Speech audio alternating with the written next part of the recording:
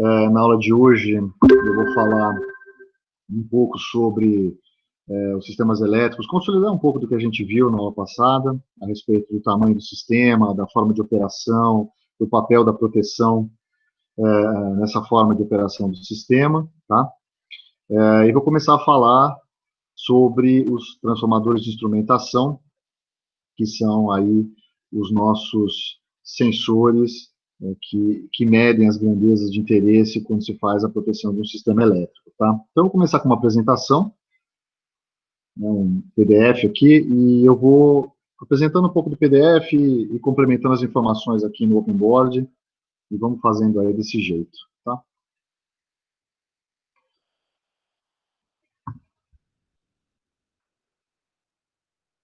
Um pouquinho, vocês estão enxergando?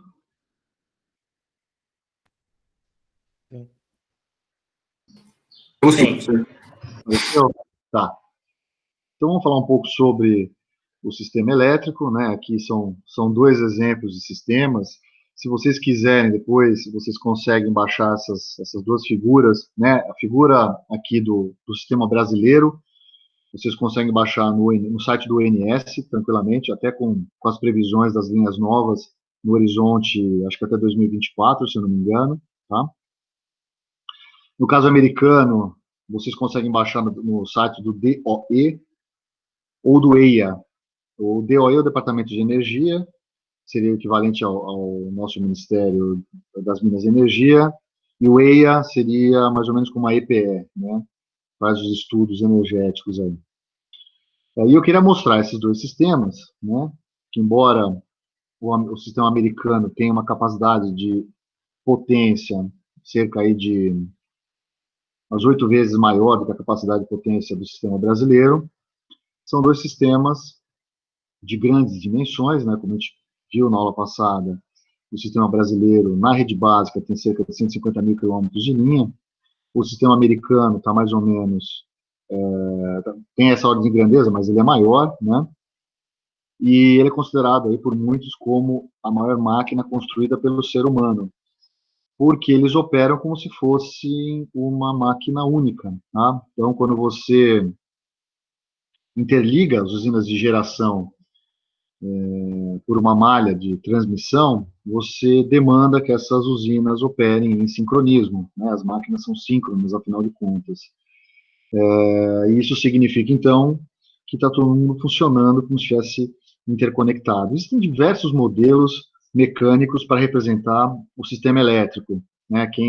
Não sei se vocês se lembram da primeira aula de sistemas de potência, que a gente mostra aquela bicicleta com várias pessoas sentadas pedalando. Isso é uma das representações, ela é bastante controversa, inclusive, né?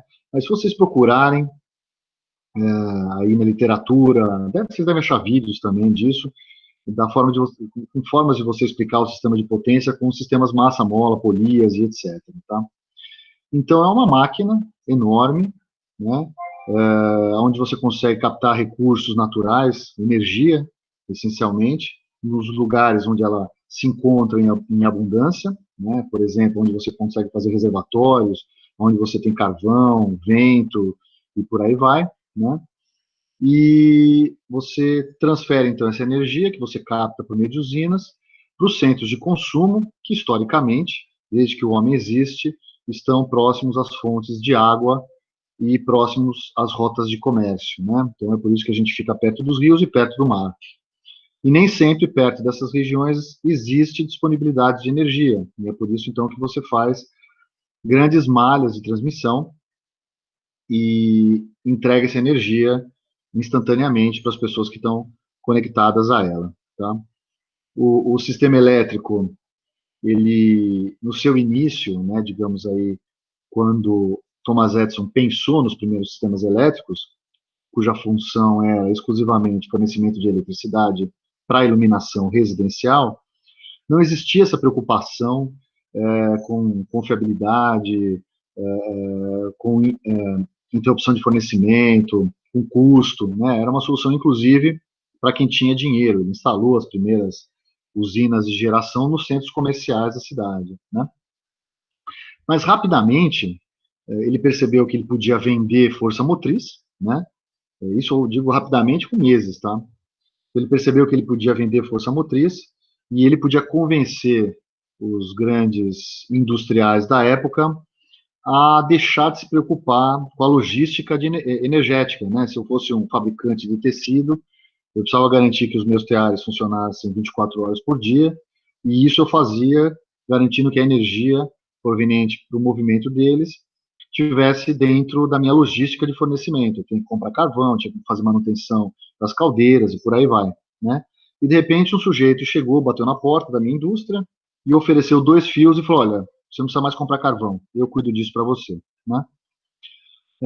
Só que aí o que acontece? Você troca, né, a logística de carvão do industrial, né? Você fala, não, deixa que eu cuido disso, eu te entrego energia, ele vai querer essa energia de forma ininterrupta, né? E a sociedade, na hora que percebe que tem energia disponível como jamais tivera antes, ela começa a ter, então, necessidade de cada vez mais dessa energia e de forma ininterrupta, né? Então, quem pensou no sistema dessa maneira, historicamente, né, se a gente for aí buscar as origens históricas do sistema como ele foi constituído, do ponto de vista econômico, foi um cara chamado Samuel Insull, tá? Deixa eu até escrever o nome dele aqui, para quem que curte um pouco mais aí de...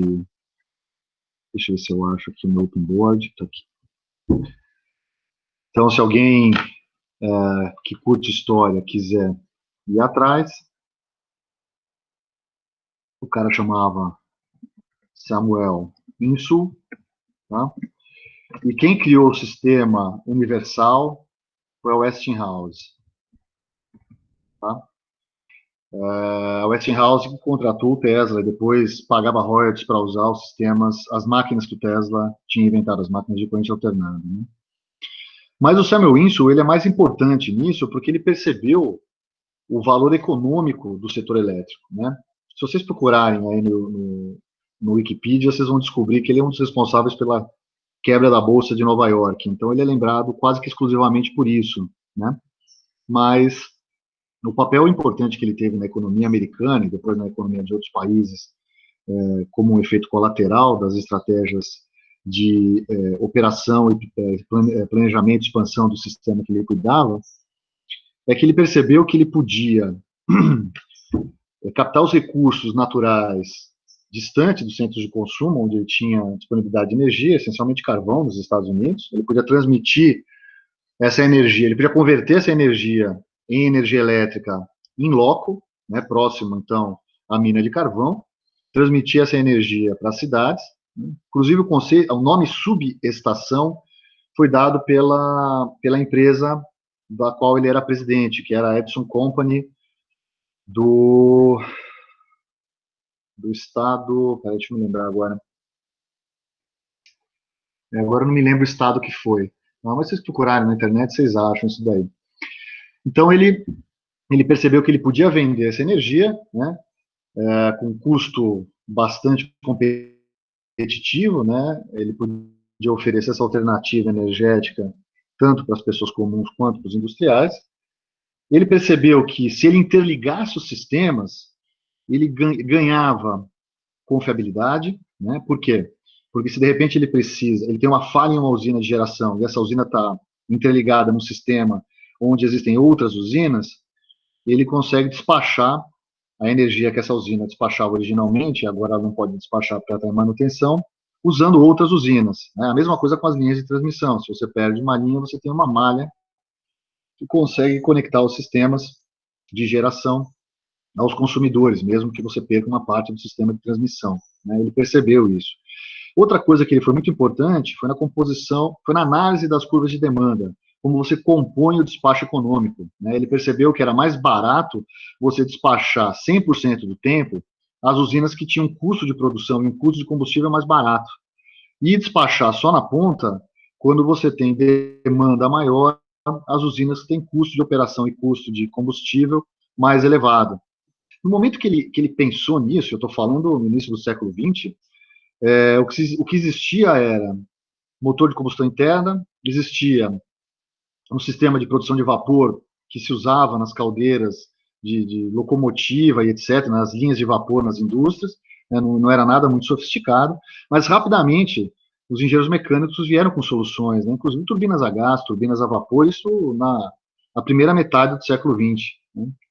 E do ponto de vista da geração naquela época, era tão mais barato, por exemplo, gerar com turbina a gás, que as usinas do Samuel Insull, ele nem desligava, assim, ele não fazia manutenção, porque era mais barato deixar acabar a turbina do que parar a turbina para fazer manutenção e colocar no lugar dela uma usina de geração com custo maior, né?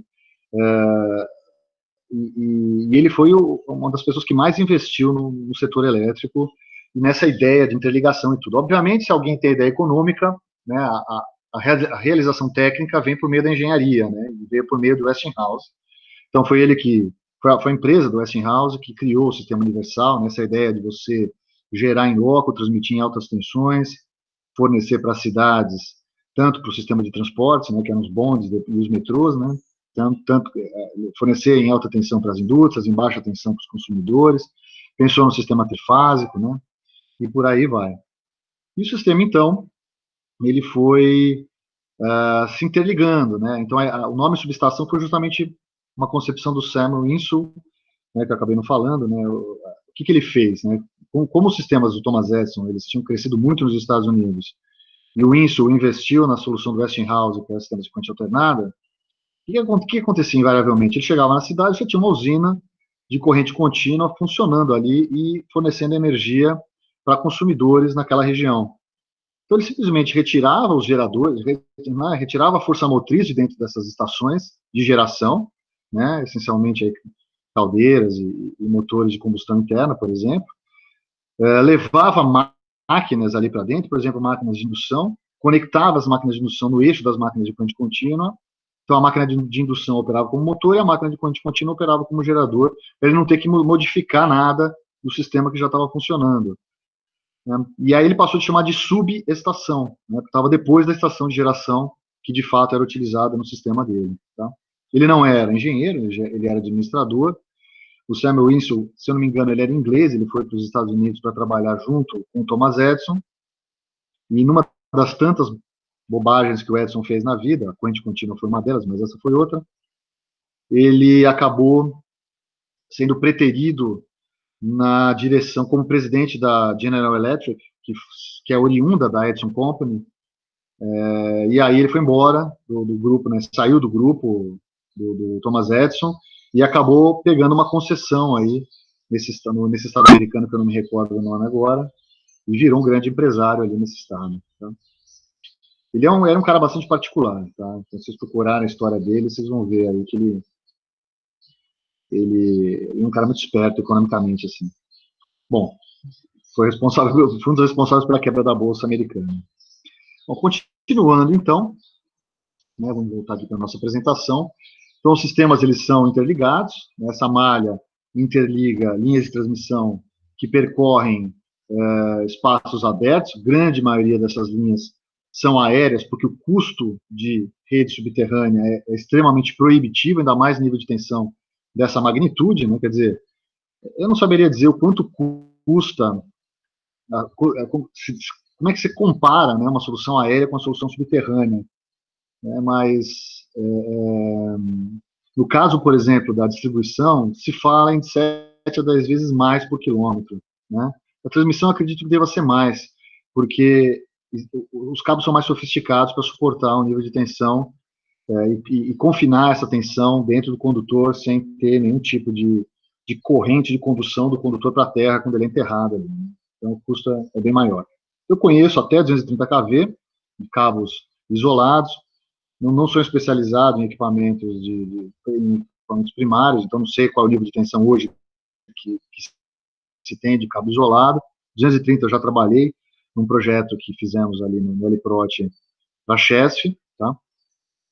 E são cabos que cada metro pesa 20 quilos, para vocês terem uma ideia, né? Somando a parte interna de cobre e toda a armação, blindagem, né, as camadas isolantes e por aí vai. Tudo bem, pessoal? Estão me ouvindo ainda? Tudo certo. Tá, sim. Ok, pessoal. Deixa eu fazer um ping, porque meu micro, ele trava. de um jeito que não dá tela azul, tá? Ele trava e fica congelado. Então, por acaso, se por acaso minha voz sumir, vocês aguardem que eu volto, tá? Bom, continuando, tá? Então, vamos falar como é que funciona a proteção de um sistema elétrico em si, né? Quer dizer, de um equipamento em si. Quando você tem essa quantidade enorme de equipamentos, você vai ter uma taxa de falhas que não é pequena, tá? Então, na rede básica, só nas linhas de transmissão com tensões maiores ou iguais a 230 kV, o ano passado registrou mais ou menos 6 mil ocorrências, que a gente não fica nem sabendo, né? Então, são aí umas 15, 20 ocorrências por dia na rede básica. E para cada ocorrência, né, quando eu falo ocorrência, é um evento inesperado, que pode ser um curto-circuito, por exemplo, né? Para cada evento desses, existe um equipamento capaz de discernir essa operação, né, esse defeito, né, essa ocorrência, da operação normal e eliminar o equipamento defeituoso do restante do sistema. Né? Então, se você tem uma coisa de um curto-circuito em algum equipamento, seja gerador, transformador, linha de transmissão, reator, compensação série, o que mais? Você pode ter problema de barramento. Então, sempre que ocorrer um curto-circuito em algum desses equipamentos, você vai ter riscos. O primeiro risco que vocês imaginam é o estresse térmico, né, aquela corrente de magnitude elevada, né, mas existe também associada a essa corrente elevada um estresse mecânico, tá, principalmente em barramento, quando você tem curto-circuito, as barras são submetidas a forças de aproximação que podem danificar, né, mudar a conformação ali do barramento. Se o curto for muito severo, o que você está fazendo na prática é retirando uma parte da potência ativa que a máquina injeta, então a máquina que está de frente para o curto-circuito enxerga um sistema elétrico em vazio, então está entrando um caminhão de energia mecânica e não está saindo nada de energia elétrica, o que acontece é que a máquina acelera. No restante do sistema, aquele déficit gerado pela máquina original faz com que você tenha demanda maior que oferta, então as máquinas que estão conectadas no restante do sistema têm menos potência mecânica para fornecer e elas podem desacelerar, então isso traz um risco de estabilidade do sistema, e você precisa detectar rapidamente a falta e retirar o equipamento defeituoso da arquitetura do sistema. Você precisa retirar ele da configuração padrão do sistema. Então, se tem uma linha defeituosa, ela precisa ser isolada. Isolar significa fazer a abertura da linha nos seus dois terminais. Isolar um gerador significa fazer uma abertura trifásica nos terminais da armadura do gerador e retirar o gerador de serviço. Transformador, você precisa abrir, né, tanto a alta tensão quanto a baixa tensão. E por aí vai. Né? Em linha de transmissão, tipicamente, você tem aberturas tripolares, eliminando a linha toda. Se identificar que o defeito ocorreu em uma fase só, você pode até tentar fazer uma abertura monopolar, que significa abrir só uma fase da linha de transmissão, para reduzir a chance de perda de estabilidade do sistema, né? Porque uma parte da potência continua trafegando pelas duas linhas que estão sãs, né? Mesmo que você retire a outra linha defeituosa. Né? Agora, o que significa isolar rapidamente o defeito, no caso de um sistema interligado? Bom, isso depende muito da dinâmica do sistema. Né? Quanto mais máquinas você tem, mais crítico é o controle da estabilidade desse sistema. No caso brasileiro, por exemplo, a gente diz que se você não eliminar o defeito numa linha de transmissão da rede básica em até mais ou menos 80 milissegundos, isso considerando a detecção do defeito, o comando de abertura do disjuntor, a abertura do disjuntor e a extinção do arco elétrico formado quando da abertura do disjuntor, você pode perder a estabilidade do sistema. Tá? Estou falando 80 milissegundos, tá, na rede básica. Quando você vai para redes menores, ou o sistema mais capilar, que é o sistema de distribuição, esses tempos aumentam. Tá? Então, você entende que o sistema ele tem que ser muito rápido. Né? O tempo de operação do sistema de proteção ele é bem mais rápido. Tá? Bom, quando se fala então, na operação, né, do sistema interligado, né, quer dizer, ele está operando e a gente entende, né, quando a gente interage com ele, né, consumindo energia elétrica, na nossa percepção ele está operando em regime permanente. Só que não é verdade, né? Quer dizer, ele está operando, na verdade ele te entrega energia por equipamentos que respondem a sinais de controle, né, em função da demanda e da oferta de energia. Esses sinais de controle estão relacionados com a manutenção da qualidade da energia, né, ou seja, a manutenção do nível de tensão e da frequência da rede, né, e a gente tem como se fala, a gente não dá o devido valor, né, o take for granted. A gente não dá o devido valor porque tem muita engenharia por trás para que ele funcione dessa forma.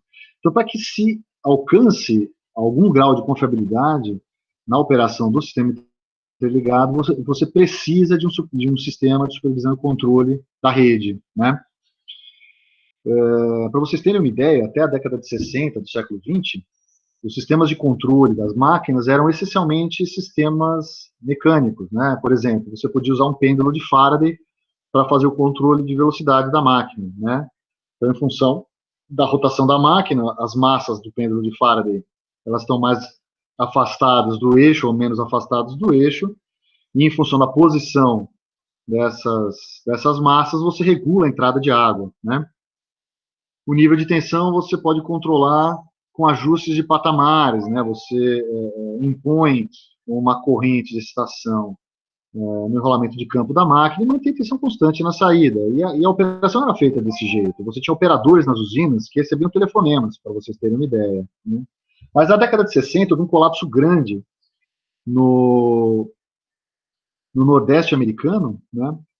E foi mais ou menos nessa época que os engenheiros da área de sistemas de potência começaram a pensar no uso da eletrônica para fazer controle dos sistemas elétricos, né? E o sistema era grande, quer dizer, ele já estava num momento que era impossível fazer o seu controle sem que houvesse alguma inteligência que não fosse uma inteligência mecânica, né? Os sistemas mecânicos são mais lentos que os sistemas elétricos. Então, naquele momento, as constantes de tempo elétricas já estavam ficando menores que as constantes de tempo mecânicas, né? Embora o sistema seja um sistema mecânico, mas quando ele fica com uma multiplicidade grande de máquinas, as constantes de tempo diminuem, né?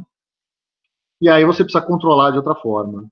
Então você tem sistemas de supervisão e controle local nas usinas, controlando individualmente cada máquina, sistemas de supervisão e controle que controlam um conjunto de máquinas na usina, sistemas de supervisão e controle que controlam regiões, e depois aquele que controla todo o sistema elétrico, no caso brasileiro, o Operador Nacional do Sistema. Tá? É esse sistema que provê os meios que garantem então, a coordenação da operação do sistema do ponto de vista global, e ele deve ter essa hierarquização que eu falei para vocês. Tá? Então, se você está no nível da subestação e das usinas, ali no nível mais baixo, você tem um sistema de supervisão e controle que olha para os equipamentos em si, então, olha para os disjuntores, para as seccionadoras, para os transformadores, olha para os bancos de capacitores, né? Ele é composto pelos dispositivos eletrônicos inteligentes, que fazem toda essa verificação, essa coleta de dados, automatizam manobras, etc. Né? E você vai subindo nessa hierarquia de controle, desde a subestação até o centro de operação dos agentes, né? Quando você está falando de agentes, você está falando do dono da usina, do concessionário do sistema de transmissão, né?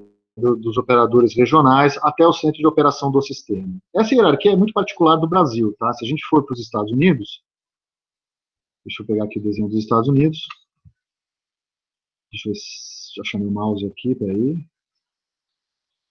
estão vendo meu mouse aqui. Os Estados Unidos ele é dividido em leste e oeste e o Texas, tá? O Texas, ele é o solitário dos Estados Unidos. Então, você tem um sistema interligado no leste americano, um sistema interligado no oeste. Do ponto de vista elétrico, é muito fraca a ligação entre o leste e o oeste. Não é só pela distância, não, tá? É pela quantidade de linhas que interligam os dois sistemas, né? O meio oeste americano aqui é a região dos cinturões agrícolas, né? Então não existe muita demanda energética por ali, então não existe muita necessidade de linhas de transmissão.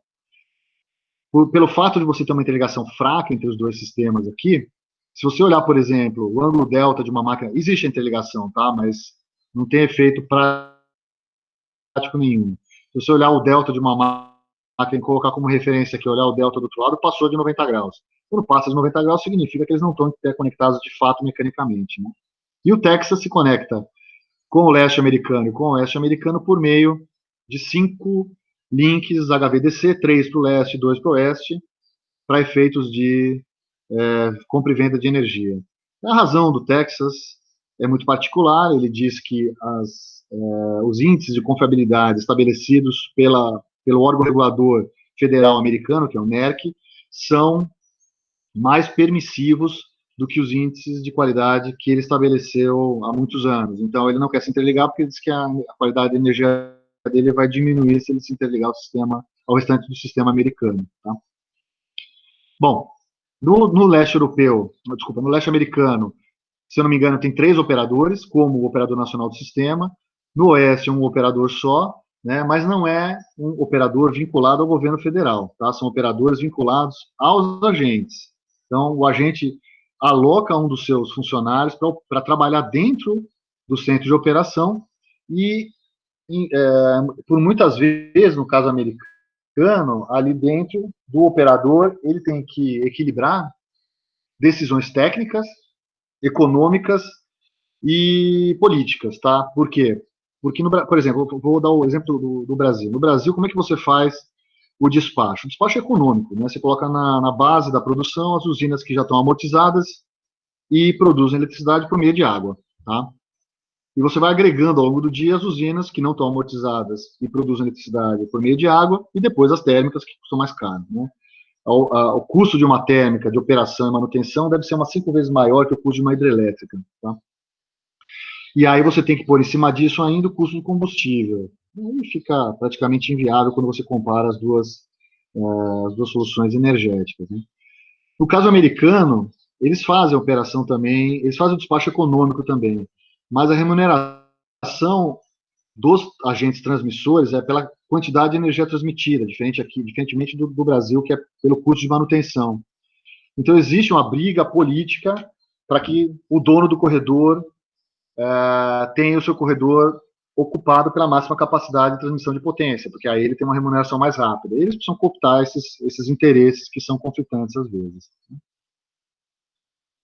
Bom, indo um pouquinho para frente, então essa estrutura é bem típica do Brasil. No caso americano, você tem, na verdade, centros de operação regionais, não existe um centro de operação nacional do sistema. Tá? E no centro de operação do sistema, você tem as funções de alto nível. Isso aparece também no centro de operação regional. Né? E as funções que existem ali são funções macroscópicas, que olham para o sistema como um todo, né, e fazem, então, o planejamento, tanto da expansão e reforço do sistema, quanto o planejamento de operação e despacho. Então, você tem algoritmos ali dentro que fazem, né, do centro de operação, que fazem fluxo de potência, fazem estimação de estados, fazem análise de segurança com base na arquitetura instantânea do sistema, quer dizer, ele sabe quais são as linhas que estão operando, quais as linhas que não estão fora de serviço por manutenção ou por curto-circuito, fazem a previsão de carga, fazem a programação hidroenergética dos reservatórios, né, com todos as idiosincrasias desse sistema, que você precisa garantir o abastecimento de água, né, nas regiões, fazem as estratégias de recomposição, etc. Então, para que seja possível realizar todas essas funções da maneira mais adequada, você precisa, então, que os sistemas de supervisão e controle tenham acesso a uma quantidade de dados enormes, né, sobre o estado e as condições operativas de todos os componentes e equipamentos que constituem o sistema interligado. Obviamente, para cada tipo de função e para cada tipo de resposta que se espera, né, a granularidade das informações aumenta ou diminui. Né? Quer dizer, você quer, no caso, por exemplo, de um fluxo de potência, você quer saber quais as usinas que estão funcionando, oferecendo energia. Já no caso, por exemplo, de confiabilidade de uma determinada subestação, você precisa saber quais são os disjuntores que estão abertos, quais são os que estão fechados, né, quais que estão em manutenção, para saber se aquela subestação tem um certo grau de confiabilidade, se houver alguma ocorrência no setor, nas linhas que ela está conectada, nos transformadores que ela alimenta, se aquela ocorrência vai produzir algum desligamento. Né? Bom, no caso aí do centro de operação do ONS, né, os centros de operação agregados ao ONS comandam aí cerca de 50 mil intervenções por dia, recebem aproximadamente 10 mil informações por segundo e gravam 10 milhões de registros por dia. Stefan, peraí, o que é de propósito? Quiser abrir o microfone que eu perdi aqui a sua... Minha pergunta é, quando você falou do sistema interligado dos Estados Unidos, você falou que ele era dividido entre Norte, Sul, Leste, Oeste e o Texas, né? Mas a minha pergunta é se tinha um propósito de ser dividido assim. E na minha mente eu tinha uma impressão de, sei lá, devido à Guerra Fria, eles fizeram desse jeito, porque, sei lá, não, acho que não, acho que é mais econômico, viu? Porque o grande consumidor americano é o Nordeste, tá? É mais ou menos igual São Paulo e Rio de Janeiro aqui. Eles consomem bem mais que o restante dos Estados Unidos. Depois vem o Sudeste americano, depois vem o Oeste, meio Oeste e Oeste americano. Então, assim, eu acho que a separação em centros de operação obedece um pouco esse caráter econômico, tá? Mais do que um caráter técnico. E depois do blackout em 2004, que os americanos colocaram a culpa nos canadenses, eles estão tentando se separar do Canadá agora, né? Eles vão fazer uma cagada enorme, desculpa a palavra, não está registrado isso. Vão fazer uma bobagem enorme. Eles vão interligar agora o sistema canadense ao sistema americano por meio de máquinas de indução. Então, o sistema canadense fica ligado no rotor e o sistema americano no estator. Vocês já viram isso daí ou não? Ou tiveram contato com essa tecnologia? não sei, eu não estou muito lembrado agora. Se você garantir que os dois giram na mesma velocidade, você consegue transferir potência, porque os dois produzem fluxo. E se tiver um delta entre os dois, aparece torque. Então, se o Canadá estiver acelerando e os Estados Unidos estiver freando, aparece um torque entre os dois. Se a velocidade entre os dois estiver constante, não tem muito problema, porque não tem escorregamento dos campos, não tem nada. Né? Por que eles estão fazendo isso? Porque o Canadá entende que não é preciso desligar nenhuma usina, considerando o critério de frequência, que se chama Rate of Change of Frequency, um critério chamado Rocoff, que ele é mais permissível que o americano. Né? O brasileiro, por exemplo, se você tiver 60,1 Hz, isso já é sinal de problema. O americano acho que é um pouco menos do que isso. E o canadense é um pouco mais que o americano. Então, eles querem separar por causa disso. Teve o blackout, eles acham que a culpa é do Canadá. Na verdade, não é. Na verdade, ali foi uma culpa de um sistema de proteção. Terceira zona da função de distância. Mas eles fizeram um relatório lá, culpando em parte o Canadá. E aí eles querem conectar, e aí o que acontece? Você faz uma conversão rotativa. Né? Poxa, parece super legal. Né? Você fala, pô, faço uma conversão rotativa, por quê? Porque se eu tiver dinâmica diferente, isso se reflete em escorregamento entre o rotor da máquina de indução e o campo girante do estator. Você fala, pô, escorregamento qual é o problema? Nenhum, porque o torque fica constante ali. Né? Por quê? Porque se tiver escorregamento, você vai ter indução no rotor, numa frequência que é complementar à frequência de rotação do rotor, e você continua tendo dois torques que giram com velocidade síncrona. Né? Então você consegue separar dois sistemas dinamicamente por meio de uma máquina rotativa. Só que a máquina precisa ser de anéis. Então, você imagina uma máquina de indução de anéis passando um caminhão de potência. Né? O que vai acontecer com as escovas? Então, vai ter um custo ali elevado. Eu não me lembro o nome disso, viu, Letícia? Mas se vocês perguntarem para o Chabu, ele orientou um projeto de formatura que tratava do assunto. Tá? É bem interessante a solução, mas tem um custo de manutenção que eu não sei se eles estão atentos a isso. Tá? Bom, continuando aqui um pouquinho, então os sistemas que estão localizados na base do sistema são chamados de SAS, os sistemas de automação de subestações, e eles têm um papel vital, porque eles são interface com os equipamentos do sistema, e eles fazem, então, toda a interface desses equipamentos primários com os demais sistemas de operação e controle das redes. Eventualmente, quando você está no centro de operação nacional, né, no COS, você não tem acesso à informação de todas as posições, de todas as chaves, de todos os disjuntores, o TAP de todos os transformadores. Se você não tem isso daí, né? Obviamente, se você solicitar essa informação, ela vai vai ser disponibilizada para você, né? Mas não faz sentido ter toda essa informação, porque quando você tem muita informação, aliás, todo esse dado, e quando você tem muitos dados, você tem pouca informação, né? Eu acho que o número de dados é inversamente proporcional ao número de informação e vice-versa. E então você acaba escalonando a quantidade de informação que sobe no nível hierárquico, tá?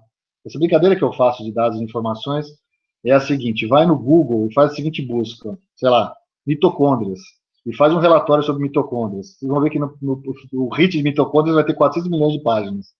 Vai ser difícil achar informação ali. Bom, continuando. Tá, eu vou deixar essa parte de subestações e equipamentos primários para falar mais para frente, tá? Vou começar a falar sobre proteção, depois eu volto nisso daqui quando a gente for falar sobre automação.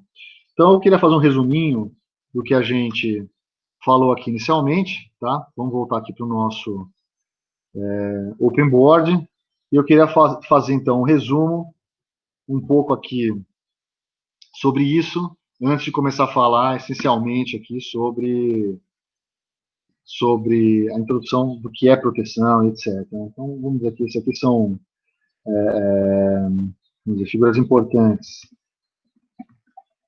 de consolidação dos sistemas elétricos de potência que a gente conhece hoje em dia, né? Mas o que eu queria resumir, né, várias coisas que eu falei, que os sistemas elétricos, eles são responsáveis por fornecer energia elétrica considerando três aspectos importantes. Um deles é instantaneamente,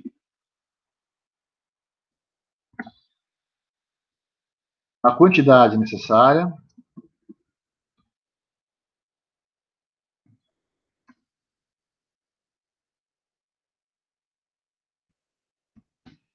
e com qualidade. Embora o conceito de qualidade tenha evoluído bastante ao longo dos anos, né? Os dois itens principais de qualidade, quando se fala em qualidade de geração e fornecimento, a gente está falando aqui tensões e frequências invariantes no tempo. Obviamente, a gente sabe que invariância no tempo é praticamente impossível, né? Até porque a gente está falando de um sistema dinâmico, né? Mas ele é construído para se comportar dessa maneira. Opa. Continuando aqui nossa aula. Então, para que ele possa ter essas três características importantes, né, o que eu preciso garantir quando eu penso no sistema elétrico, quando eu vou construir um sistema elétrico? Né? Quais são os requisitos?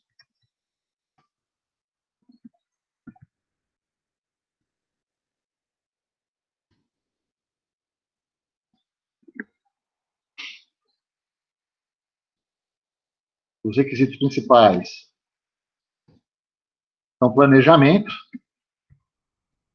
né? E aí planejamento, eu estou falando planejamento de expansão do setor, planejamento de despacho, né, atendimento à demanda, planejamento de manutenção, tá? Isso aqui é o planejamento do sistema como um todo. Então, aqui estou falando de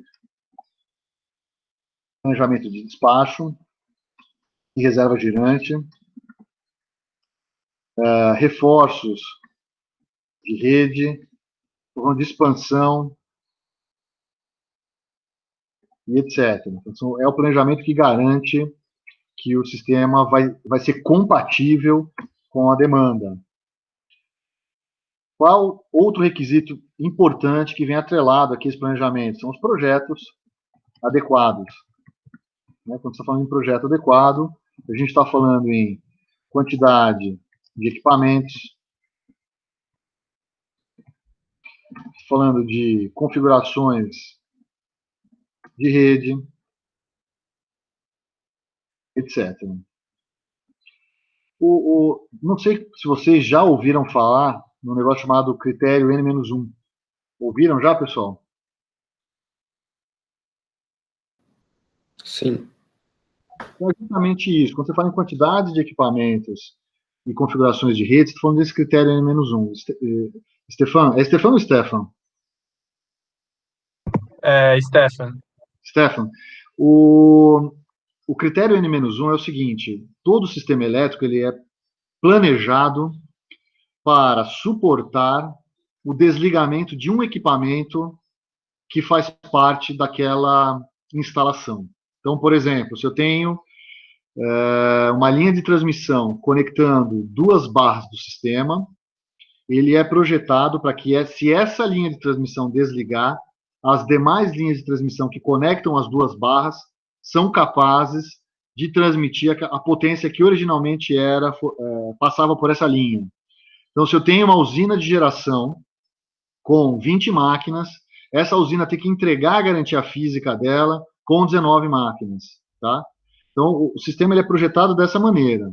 Então, significa que se você tiver um desligamento e um desligamento apenas, ele vai se comportar como se nada tivesse ocorrido. Tá? Problemas acontecem quando mais de uma situação dessa se configurar. Mas, obviamente, é difícil acontecer no mesmo lugar, né? Você perder duas máquinas de geração dentro da mesma usina, né? Você perder dois transformadores dentro da mesma usina, né? Você perder as duas linhas de transmissão que interligam duas subestações. Isso é difícil acontecer. Né? Não é impossível, mas é difícil. Né? Então, é tudo uma questão de estudo de confiabilidade. Né? Por isso que eu falei do livro do Anderson na aula passada. É um livro que trata de confiabilidade dos sistemas elétricos em si, né? Mas também trata de confiabilidade dos sistemas de proteção. É interessante para ler, para ver esses conceitos aí. Né? Os sistemas eles são construídos até hoje dessa maneira. Por que isso? Por que eles são construídos assim? Essencialmente, porque a gente pode pagar por isso. Se a gente não pudesse pagar por isso, a gente não teria. Né? Por que você tem o step no carro? Porque você pode pagar por aquele pneu. E você não está disposto a ficar na rua se furar o pneu. Né? Agora, se você não pudesse pagar por aquele pneu, talvez você andasse com o carro mesmo sem step. Né? Então, é mais ou menos isso. Quando se fala em trabalhar de maneira racional e ótima, econômica, né?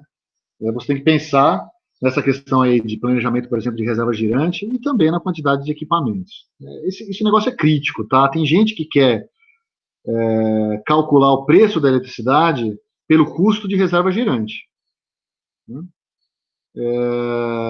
E tem gente que quer fazer banco de equipamento reserva. Quer dizer, eu não quero mais, por exemplo, você tem 20 empresas de transmissão numa região do seu país. Né? Cada empresa tem uma quantidade de transformadoras de reserva. Caso ele tenha algum incêndio, algum equipamento, ela não precisa mandar construir o transformador. Né? Já tem um transformador de prateleira. E leva ele até a usina, até a subestação, a usina onde pifou, e troca o transformador. Só que aí cada empresa tem a sua reserva de equipamentos ali para manutenção. Né? Então se fala hoje em dia de se fazer uma reserva comum. Né? Todo mundo tem uma reserva, todo mundo contribui para essa reserva para você diminuir a quantidade de equipamentos mobilizados para garantir o atendimento. Tá? Reserva girante em sistemas que operam essencialmente com energia térmica é péssimo. Né? Tem gente que deixa para reserva girante, deixa a turbina a gás, com um rendimento de 15%. Né? Então, você imagina o custo da geração quando você tem um rendimento de 15%. O custo é 6 vezes maior do que o custo do que deveria ser. Foi isso que colapsou o oeste americano quando houve a reestruturação do setor. Pra vocês terem uma ideia, no verão, né, que o consumo de energia é maior ali, o megawatt-hora vendido na Câmara de Comercialização, né, das usinas geradoras na Califórnia pulou de $25 para 250, tá? Por causa da oferta e da demanda. Quer dizer, tinha uma oferta baixa, uma demanda alta, foi um ano atípico, de muito calor, né? E o planejamento para a reserva foi pífio na Califórnia, né? E claro que isso também tem a ver ali com as políticas de redução de impacto do ser humano na natureza, etc. Mas tem a ver também com estratégias né, de ganhos entre os estados americanos. O Colorado vai vender para a Califórnia, vende o preço que ele quiser, né? Se a Califórnia não tem energia, vai acabar comprando, que foi o que aconteceu. Bom, e mais uma questão importante, né, mais um requisito para garantir, né, que as características que eu falei sejam atendidas, é também, né, o requisito aí de operação e manutenção, né?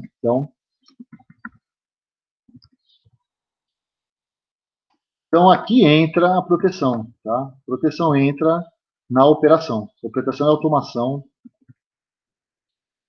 Vou colocar aqui também vai proteção e automação, no caso mais de operação e manutenção, a gestão de ativos. Mas esses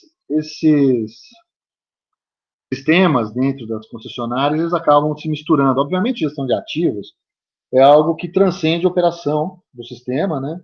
Mas usa dados da operação para inferir o estado operativo dos seus equipamentos, né? Por exemplo, se eu tenho um disjuntor que foi feito né, que a capacidade energética dele de eliminação de um defeito é tantos megajoule, eu preciso contabilizar quantos kilojoules ele dissipa toda vez que ele abre, né? E integrar essa energia ao longo da vida útil do disjuntor para saber se eu preciso fazer manutenção, né? Então, assim, quando ele opera por um sinal da proteção e da automação. A proteção e a automação podem registrar dados, né, desse equipamento para verificar, para fazer uma inferência a respeito da energia que ele conseguiu dissipar no momento que ele abriu, e eles oferecem esse dado para o sistema de gestão de ativos da empresa para que eles possam tomar a decisão de quando fazer a manutenção no disjuntor, né? Bom, então, indo um pouco aqui mais para frente, para os usuários, né, esse grande sistema elétrico, peraí que meu mouse sumiu, eu tenho duas telas aqui, acaba sempre me confundindo. Então, para os usuários, essas características fazem crer, como eu falei, né, que o sistema esteja sempre em regime,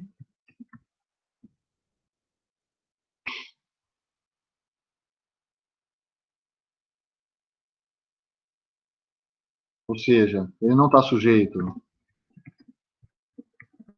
a perturbações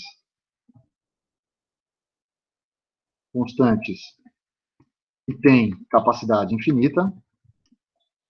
Isso é interessante, né? Quer dizer, a gente imagina que toda vez que a gente for ligar um equipamento na tomada, a gente vai ter disponibilidade de energia, né? No entanto, isso só é possível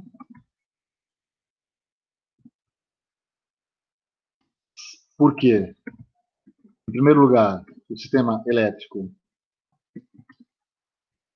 é enorme, quando comparado, obviamente, com os equipamentos individuais, e na ocorrência de qualquer perturbação,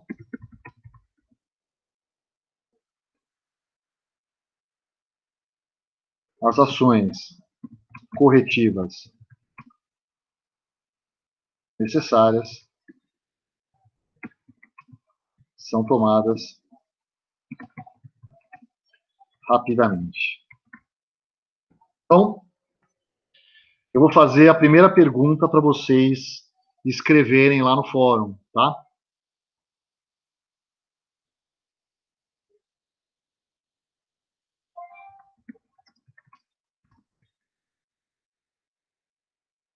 Pergunta 1 para o fórum. Assim como os equipamentos primários falham, também podem falhar os sistemas de proteção.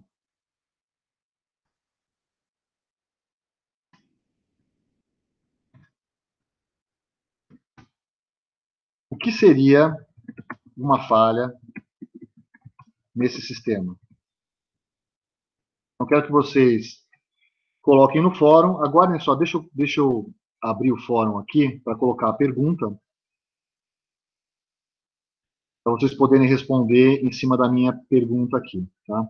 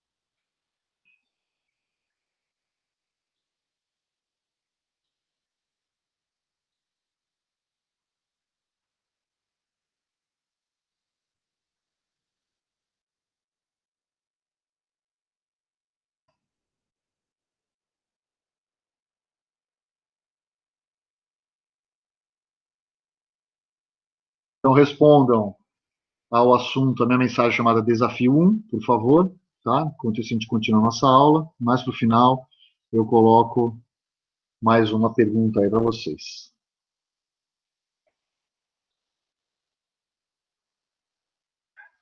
Tudo bem, pessoal? Estão me ouvindo ainda? Ouvindo sim, professor. Eu só não tô achando onde tá. Está na aba Instrumentação, o fórum da aula 21. Acabei de postar lá. Dá uma checada, ver se você Ah, acha. achei. Fechou? Beleza.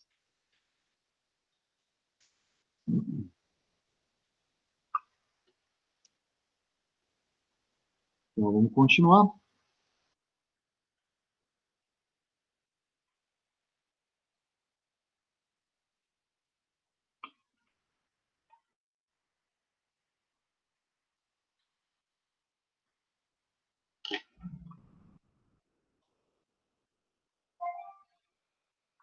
Então, o sistema responsável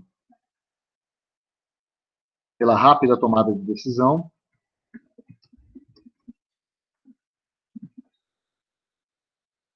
quando da ocorrência de situações adversas, é o sistema de proteção. Então, os requisitos de todo e qualquer sistema de proteção são os seguintes. Primeiro, o diagnóstico correto do problema. Olha a dica aí para responder a pergunta, né? Tem que diagnosticar corretamente o problema.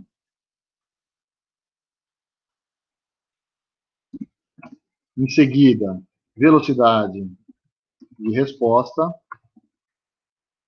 e mínimo distúrbio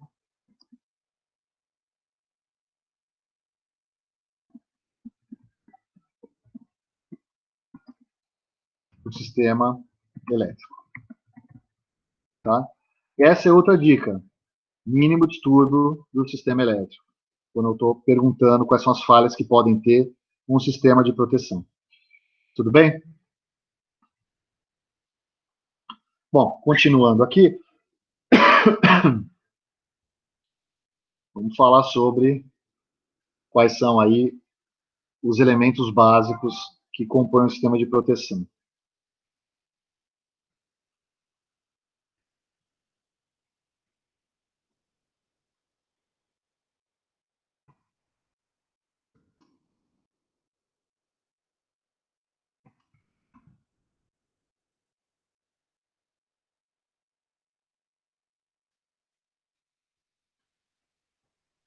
Vamos tentar desenhar on the fly aqui, gente.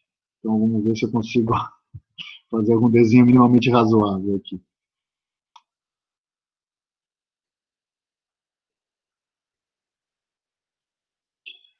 Deixa eu ver se eu tenho. Ah, não, vou tirar esse cara aqui. Vou pegar um sem cor nenhuma.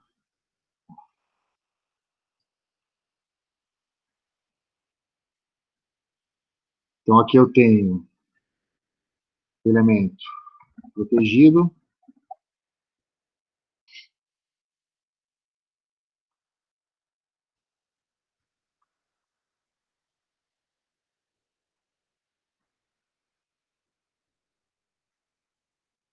Para que eu possa monitorar o elemento protegido, eu preciso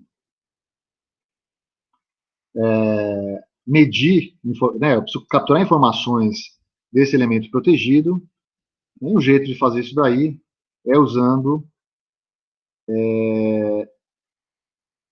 transformadores de instrumentação, né, usando aí TCs e TPs. Às vezes só TC, às vezes só TP, às vezes ambos, às vezes nenhum dos dois. Por exemplo, se eu estiver medindo temperatura de óleo em transformador, eu vou estar usando um relé Buchholz que mede diretamente o óleo, tá? Então, depende do que você quer proteger, tem grandezas físicas que são melhores ou piores, tá? Aí, na sequência, você tem o equipamento de proteção, tá?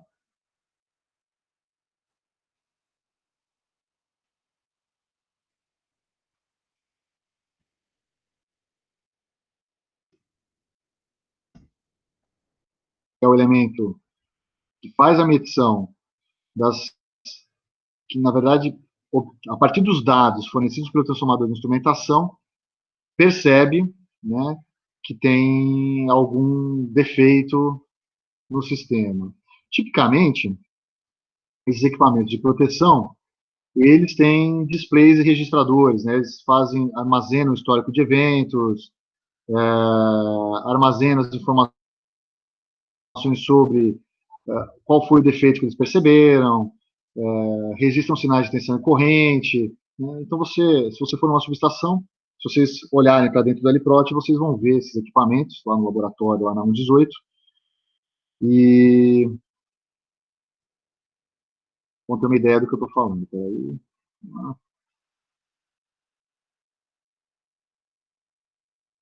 Então, de proteção, aqui eu tenho displays e registradores.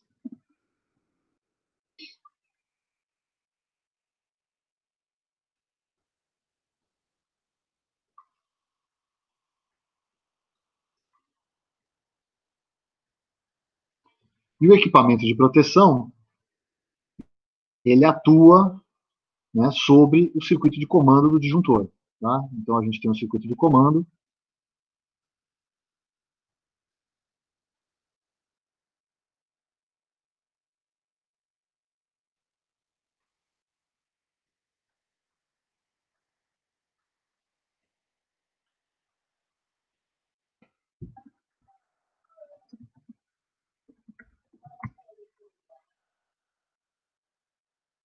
E o circuito de comando atua sobre o disjuntor. Então, você tem um disjuntor aqui.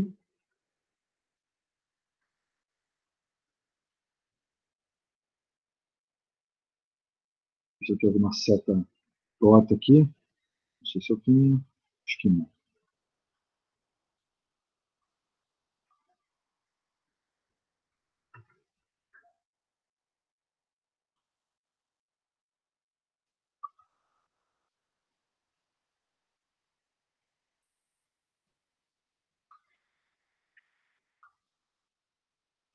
E o disjuntor, por sua vez, atua sobre o elemento protegido, desligando esse elemento protegido do restante do sistema elétrico. Tá? Deixa eu só mover isso aqui um pouquinho para baixo.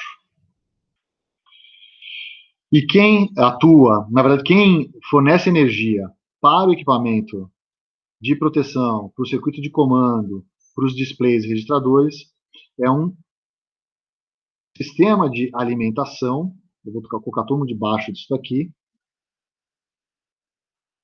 Deixa eu ver se eu consigo.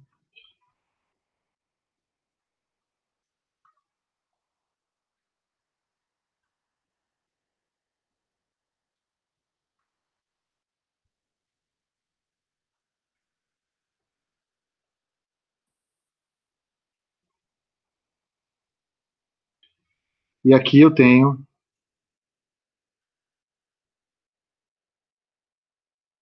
serviço auxiliar.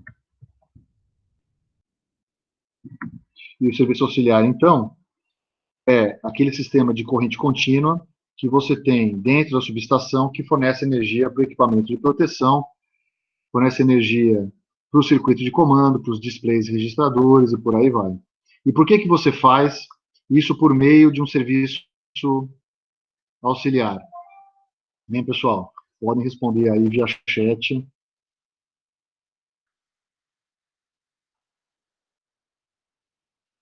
Vamos lá, pessoal. Por que eu tenho um serviço auxiliar? Acho que é porque precisa ser independente do elemento protegido, não é?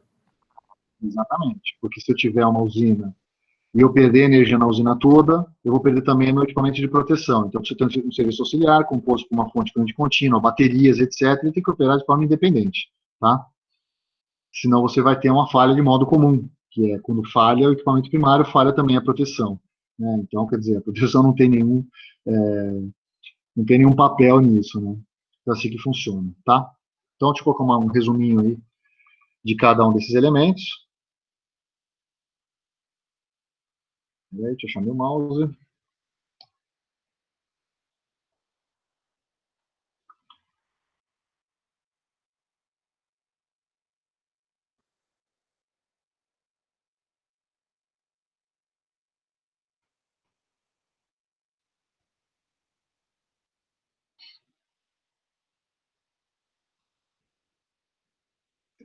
Então, o elemento protegido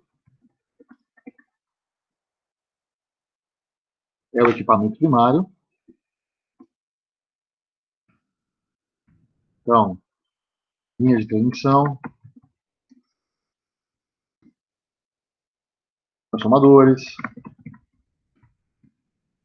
geradores, motores, ferramentas, seccionadoras,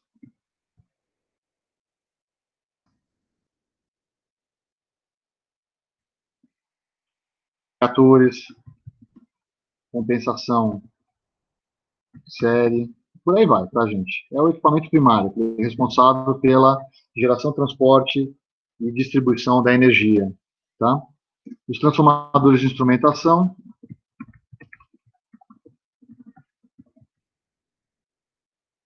são os transformadores de corrente e de potencial, então, TC e TP, que se usa como acrônimo tipicamente, que medem as grandezas primárias e convertem os valores para os sistemas de automação, supervisão, proteção e controle. Tá?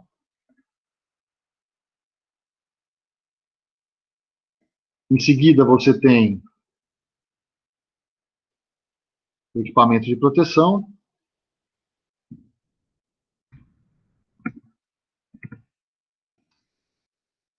Ele é conhecido como relé de proteção, que historicamente eram relés que faziam a proteção.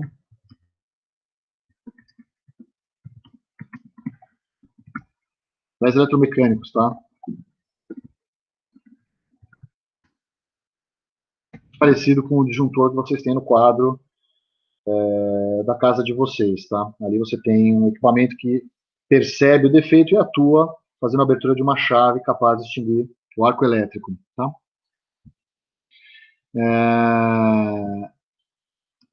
E atualmente ele é conhecido como IED. O Pelino já deve ter falado essa sigla para você algumas vezes, que é o Intelligent Electronic Device. Nada mais é do que um computador com um sistema operacional embarcado, um sistema operacional de tempo real, que executa funções de proteção em tempo real, executa funções de monitoramento, supervisão, controle, pode executar funções de automação também, né? E é responsável pela inteligência do sistema. O IED, né, foi uma evolução natural da digitalização dos sistemas secundários, dos sistemas auxiliares das subestações, né? À medida que você digitaliza os equipamentos que estão em contato com os equipamentos primários, você pode dotar esses sistemas digitalizados de alguma inteligência, né? E aí você consegue incorporar funções ou até mesmo traduzir aqueles relés que existiam inicialmente, que eram os relés eletromecânicos monofuncionais, traduzir esses relés monofuncionais para instruções de software dentro de um equipamento mais sofisticado, que faz o papel de diversos desses relés. Tá? Que é o que acontece com os IEDs multifuncionais atualmente. Então, você compra um IED que faz a proteção de um sistema e ele vem com diversas funções de proteção que antigamente eram desempenhadas por diversos relés eletromecânicos. Isso é um ganho enorme, né? A evolução do IED, a evolução, digamos assim, o estado desses equipamentos, né,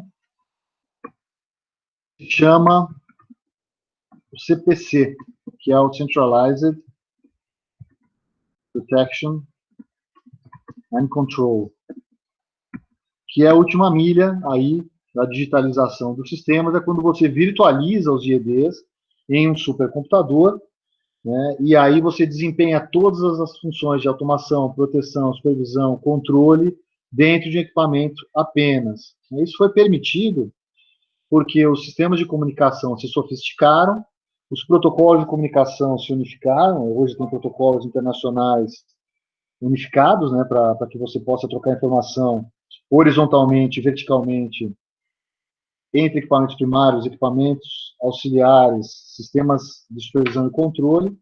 Então, você consegue levar as informações captadas no pátio da usina, no pátio da subestação, para dentro do centro de operação. A rigor, você poderia ter simplesmente equipamentos de comunicação dentro desses locais e esses equipamentos se comunicando com os equipamentos primários e enviando informações para o centro de operação. Ali dentro você tem os supercomputadores que fazem toda a operação do sistema, né, toda a parte de proteção, supervisão, automação e controle, comandando os equipamentos de volta por essa grande rede de comunicação praticamente onipresente, tá? Isso é a última milha, né? A gente está trabalhando isso lá na USP, vamos fazer um projeto com a CETEP agora, com a ISA-CETEP, justamente para instalar um CPC numa subestação piloto deles, tá? Então isso aí é o que está sendo feito hoje em dia. Então, displays e registradores vão perder um pouco a função nessa nova fronteira, a fronteira do CPC, porque aí você não precisa mais ter nenhum display registrador dentro da usina, dentro da subestação. Tá?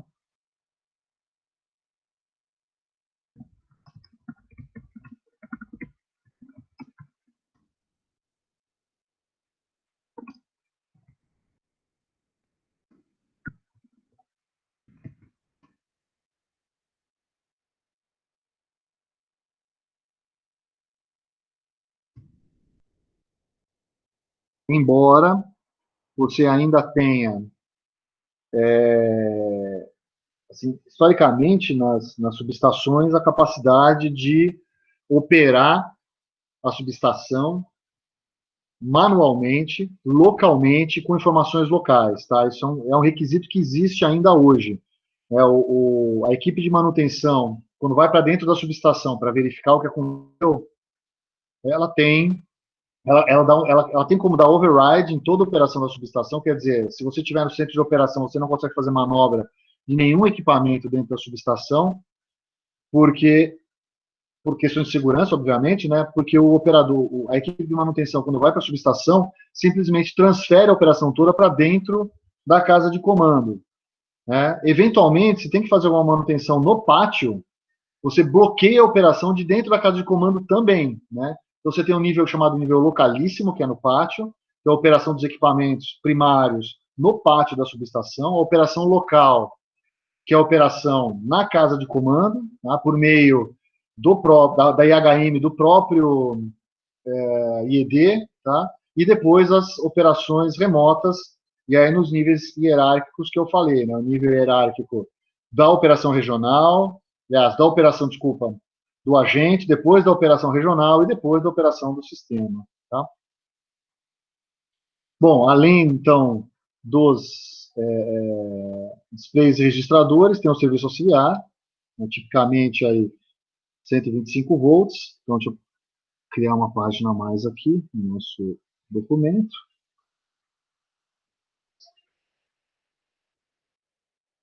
Opa.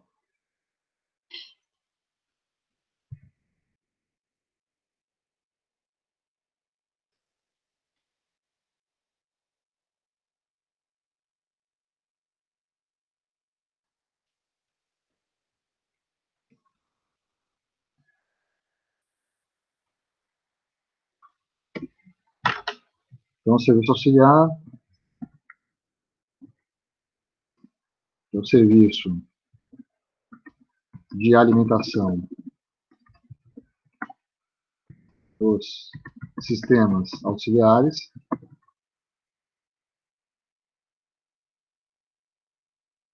proteção, automação, controle, supervisão, monitoramento,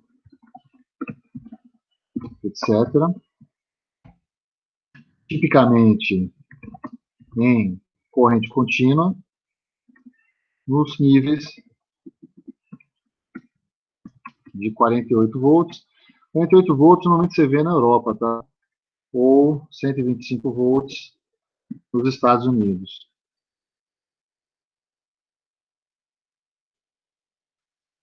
Fornecido por sistemas de baterias independentes dos equipamentos primários.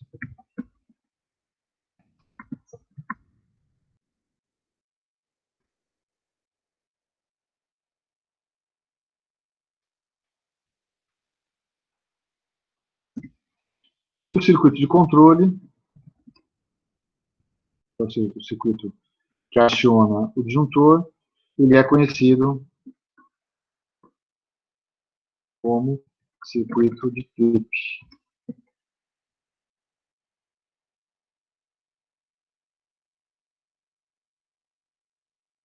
Trip é o comando de abertura do disjuntor. A gente fala muito em trip, mais do que abertura e fechamento, tá? Vou fazer o desenho aqui de um circuito de trip bem simples, tá? Cada empresa tem a sua cultura técnica com relação a circuitos de trip, então vocês vão encontrar variações disso que eu estou mostrando para vocês. Também não é... São variações, mas variações sobre o mesmo tema. Isso aqui vai ser a mão livre, vamos ver se eu consigo fazer alguma coisa minimamente razoável aqui para vocês. Vou imaginar que eu tenho o mais VCC aqui no meu sistema auxiliar. Professor, uma dúvida. Oi. A autonomia desse sistema auxiliar, assim, de baterias, precisa ser grande ou não? Não deveria precisar ser grande. Os eventos são muito momentâneos, tá? A sua preocupação é que fique sem energia por muito tempo desligado, não é isso? Isso. Tá, deixa eu te contar uma coisa. Uma subestação de 138 kV, que alimenta a cidade de São Paulo, tipicamente um terço da cidade de São Paulo, uma subestação da CETEP, 8 minutos desligado, custa de multa 8 milhões de reais. Então não vai ficar mais do que isso desligado. Tudo bem? Entendi. Obrigado, professor. O custo é enorme. Estou falando isso porque de uma subestação da CETEP, fizeram a digitalização da subestação. É o último blackout que teve grande na cidade de São Paulo, 30% da Eletropaulo ficou desligada. Ficou desligada por causa de uma subestação de subtransmissão da CETEP. Essa subestação, ela foi digitalizada, eles tinham feito todos os testes. Você faz 2 testes em sistemas de automação, proteção, controle, etc. Um chamado FAT, que é o Factory Acceptance Test, que você faz na empresa que te vende o painel. E o outro chama SAT. O SAT é o Site Acceptance Test, que você faz na subestação. Então, isso aqui na empresa, isso aqui na subestação, tá? Então, isso aqui, ok. Isso aqui, ok. Fizeram a transferência do painel de relé eletromecânico para o painel digital e desligou a subestação. 8 minutos desligado. Custou tudo isso. Na verdade, não foi 8 minutos, foi 7 milhões. E, além da multa, né, tem a parcela variável. A parcela variável é o quanto você vai conseguir depois em ações judiciais de ressarcimento de lucro cessante, né? Que é a empresa que perdeu dinheiro porque ficou sem energia elétrica. Então, isso. E a única coisa interessante que eu sei é que o engenheiro responsável técnico pela digitalização e o técnico que com a digitalização saíram da subestação demitidos os dois. Receberam um telefonema dizendo, olha, passem na sessão pessoal. Acontece, gente. Quando as coisas custam muito caro assim, não dá para brincar muito. Né? Não estou falando que eles estavam brincando, hein, gente, pelo amor de Deus. São coisas que acontecem, mas infelizmente o resultado não é bom para ninguém.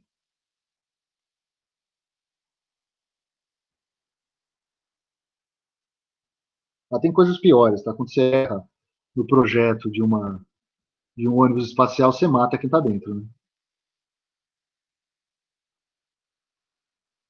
Então, aqui é o contato 52A. Depois eu falo sobre isso daqui. Isso aqui é o 52TC. Depois eu vou começar a explicar um pouquinho esses acrônimos outros que existem, tá? Então, TC vem de Trip Coil, é a bobina de trip.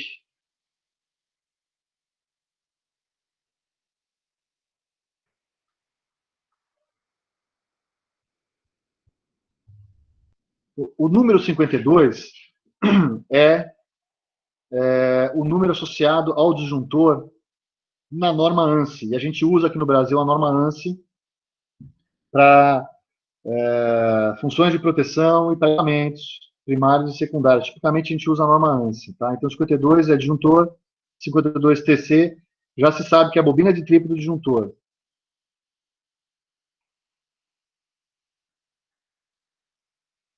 Tá? Então, bobina de trip vem de trip coil.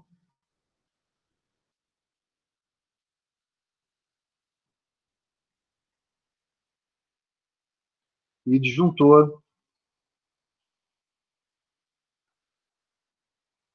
é 52 na norma ANSI. Depois eu passo para vocês uma tabela ANSI que trata de todos esses acrônimos, etc. Tá? Bom, continuando. Aqui, o que eu tenho é a bobina, é o relé de selo, para garantir o contato de selo para o fechamento do disjuntor. Na hora que você manda fechar, você não pode mandar abrir na sequência, tem que fechar e permanecer fechado por algum tempo, até você mandar abrir por alguma razão. Aliás, o contrário, né? Quando você mandar abrir o disjuntor, ele tem que ficar aberto, você não pode mandar fechar de novo. Tá? Depois eu falo do ciclo de abertura e fechamento, quando eu falo mais sobre as funções de proteção. Tá? Contato do relé. Isso daqui vem da saída das funções de proteção. Então, se você tem um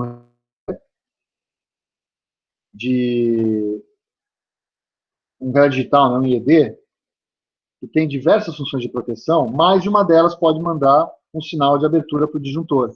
Tá? Então, normalmente o que você faz é todas essas saídas, né, de funções de proteção entram numa grande porta lógica do tipo OU. A saída dessa porta lógica do tipo OU vai para o contato físico do relé, um contato, pode ser um contato seco, um contato molhado, o que for, que vai dar um comando para a abertura do disjuntor.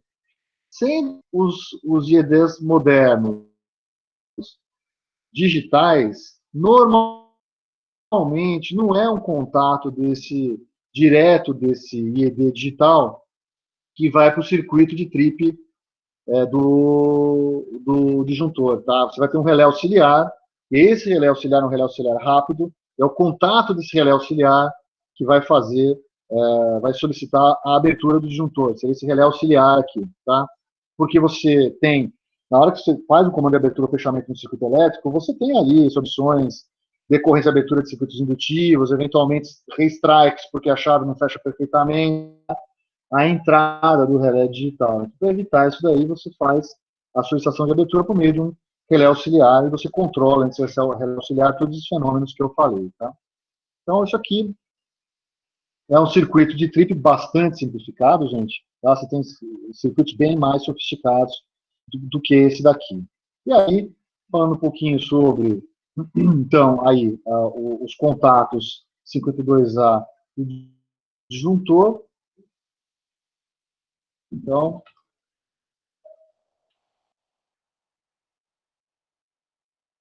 contatos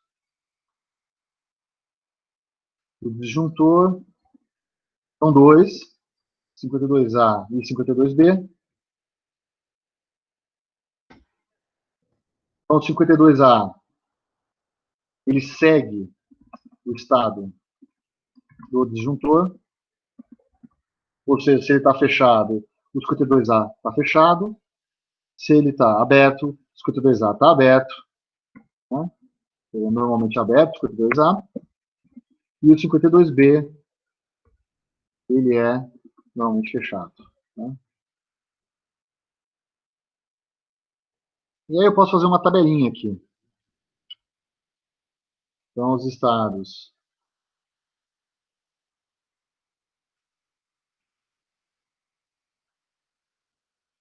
52A e 52B. Então, tem 1, 0, 0, 1, 0, 0, 1, 1.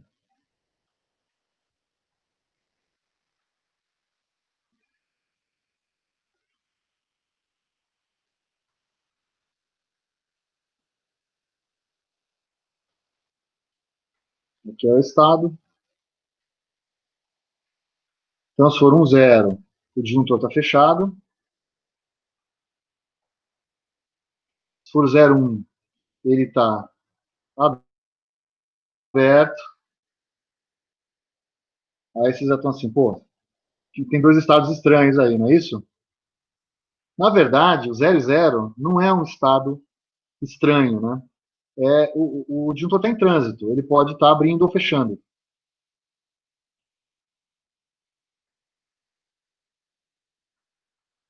Né? Pode ser abrindo ou fechando. Já o estado 1, isso aqui é inválido, tá? Se por acaso o sistema de proteção informar o sistema de supervisão e controle que ambos os estados são 1, algo está errado. Não significa que o disjuntor está com um problema, tá? Pode ser os contatos auxiliares do disjuntor, os contatos 52A e 52B. Algo está com problema, não se sabe exatamente o que. Tudo bem, pessoal?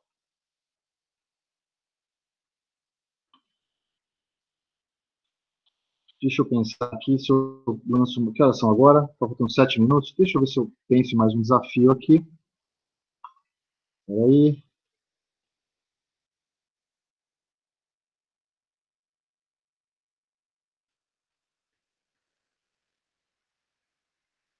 Professor, Oi. quando os contatos 52A e 52B, ambos estão em 0, isso daí demora muito ou é tipo, esse trânsito é rapidinho? Não, é rápido, mas é rápido. Imagina que é um contato de um contator. O contator, tipicamente, ele tem um movimento milimétrico ali, né? Então, obviamente, quando ele descola de um contato normalmente fechado, isso é instantâneo, você dá o comando, né? Ou deveria ser praticamente instantâneo, e leva um pequeno tempo, que é mais ou menos constante, que é o tempo de trânsito. Não independe até da força elétrica, da força magnética que você impõe, aliás, não da força elétrica, tá? Então, o que pode acontecer, por exemplo, é o contato colar, ou algo do gênero, você entende? Aí o contato fica colado, o metal, como ele é maleável, você consegue, sei lá, abrir ou fechar o disjuntor e o contato permanece colado. Acontece isso com o contator, por exemplo, né? Não deveria acontecer com o disjuntor, porque é contato auxiliar, não é contato que você utiliza para passar grandes correntes. É só de monitoramento. Mas algum problema mecânico pode ocorrer, tá? Ou até mesmo pode ser uma entrada do IED que está com defeito. Né? Sei lá, o cabo se partiu, ou ele se soltou do painel, ou algo do gênero, tá? Então, mas você precisa fazer esse double check. Não dá para você confiar numa informação só, porque se a informação não existe, você pode achar que está aberto, está fechado, e não tá, e é ao contrário que ele está. Então, você precisa ter um double check, porque a chance de dar erro nas duas informações é menor. Tudo bem?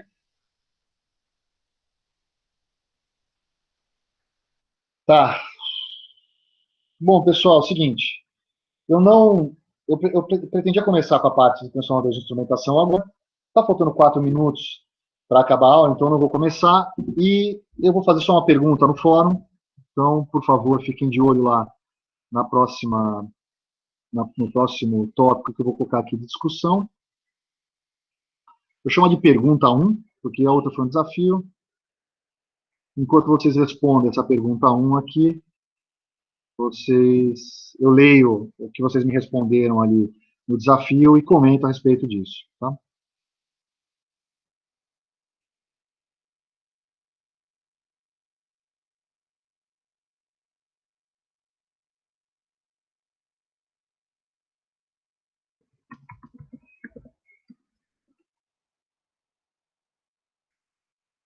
Então, a pergunta que está lá, já postei se vocês quiserem entrar, mas eu vou colocar a pergunta aqui também na nossa apresentaçãozinha aqui.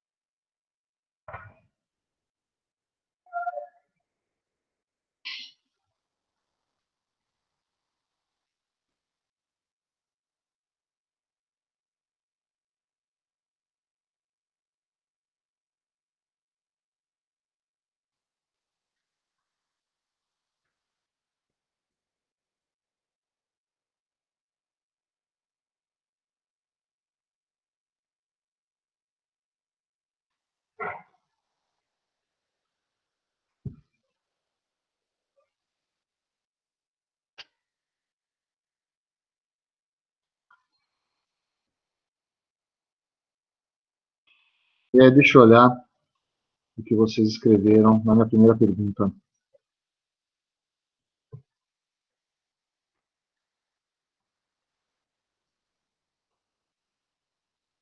Tá, tive 27 comentários. A primeira pergunta.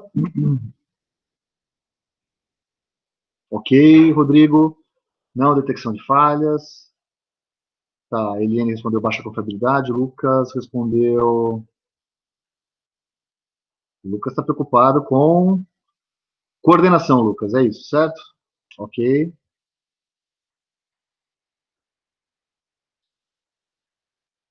Tá bom. Claudiene. Não acionamento de um proprietário. Não isolar um peixe com defeito. Falha de operação como quando o sistema atua, porém não tem nenhuma falha em si. Ou quando não é. Então. Matheus Conte foi o que respondeu os dois aspectos da proteção, que depois eu vou discutir um pouco mais. Tá? Deixa eu ver se tem mais alguém que respondeu da mesma forma.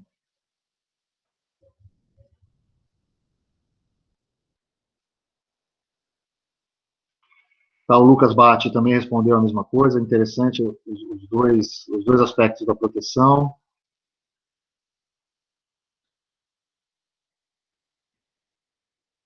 André Balas também.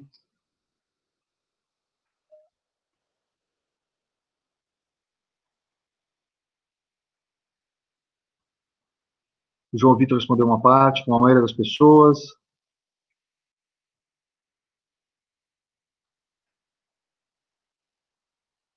O Álvaro Albertini respondeu os dois aspectos importantes, que não são... Um não é o negado do outro, viu, pessoal?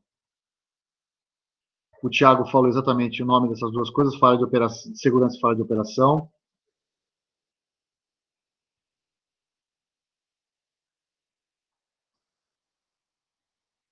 Só peço depois que vocês leiam todos os comentários dos seus colegas, tá? Mas, para finalizar a aula, quer dizer, um sistema de operação, ele deve operar corretamente, ou seja, ele deve mandar abrir o disjuntor corretamente quando existe uma falha no equipamento que ele protege, tudo bem? E ele não deve mandar o disjuntor dele operar quando não ocorreu uma falha no equipamento que ele protege. Essas duas situações, uma não é a negativa da outra, tá?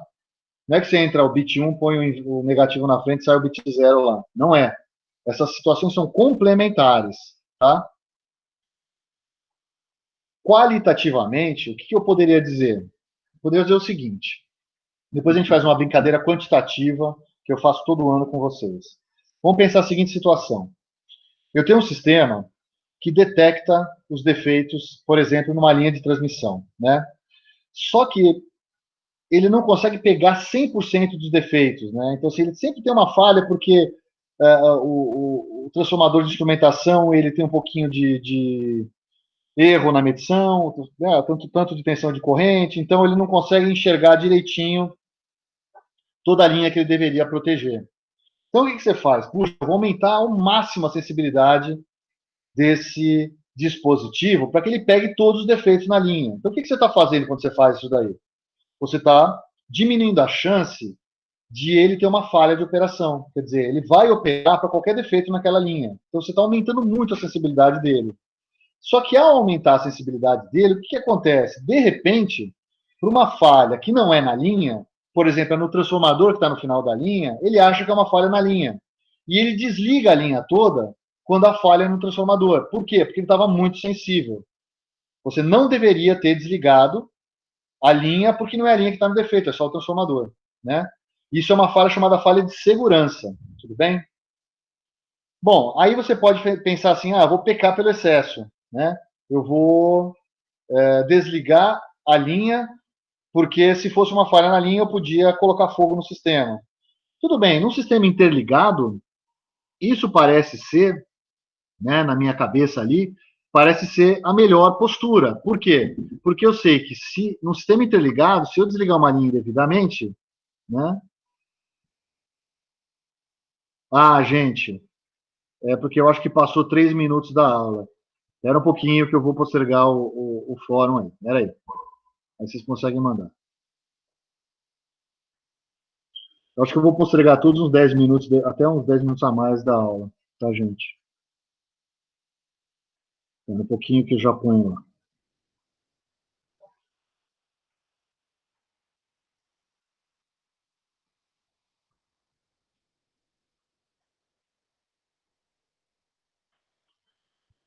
Então, assim, no sistema interligado, você pode operar com um sistema de proteção mais sensível, porque você está preparado, topologicamente, para uma falha de segurança. Ou seja, você pode desligar uma linha indevidamente, porque você tem outras linhas que vão fornecer energia para esse caso. Mas já, por exemplo, no sistema radial, como é a distribuição no Brasil, como é a distribuição em 99,9% do restante do mundo, desligar para operação normal, ou seja, você ter uma falha de segurança, é ruim. Porque uma falha de segurança vai desligar indevidamente o sistema, você vai deixar de fornecer energia, né, para os consumidores, E tem uma coisa adicional que é mais crítica ainda. O sistema de proteção atuou, desligou. E aí você manda uma equipe de manutenção achar onde foi o defeito. E essa equipe não acha onde foi o defeito, porque de fato não era defeito. E aí, você manda o sistema religar? Qual é o problema de você mandar o sistema religar? É que se for defeito e tiver alguém próximo do defeito, essa pessoa morrer, vira crime. Porque você mandou religar quando o sistema de proteção acusou um defeito. E você sabia que o sistema de proteção tinha acusado um defeito, né? Então é sempre o risco. Então talvez seja bom no sistema radial proteção menos sensível, mais tolerante a falhas de operação. Tudo bem? Obviamente um sistema desse porte custa menos que o sistema interligado. Abriu de novo, Bruno. William, pode dar um reload na página. Felipe também, se vocês derem um reload, vai abrir de novo. Tá? Até as 15h10. Tudo bem? Pessoal, a aula de hoje era isso. Já passei 5 minutos da aula, vocês devem ter aula na sequência. Se vocês quiserem pedir música para a próxima aula, podem pedir. Tudo bem? Eu gosto de deixar a música no começo aí. Essa foi uma ideia que nós tivemos aí, o Pelini, o Silvio Giuseppe, Milana, para deixar para os alunos esse spot esse ano, porque era uma turma grande, e aí isso dava uma acalmada nos ânimos no começo da aula. Ok, Lucas, já ouvi, gosto de jazz, posso colocar. Mas se vocês quiserem pedir, podem mandar mensagem para mim por e-mail, tal, que eu coloco numa boa. Tudo bem? E é isso aí, pessoal. Eu já coloquei a gravação da aula passada no E-Disciplinas. Essa aula eu vou parar de gravar em breve, também vou colocar no E-Disciplinas. Eu estou sempre colocando o PDF da luzinha e a aula gravada, o link da aula gravada, logo na aba referente à aula que eu dei. Tudo bem? Então eu vou parar a gravação aqui.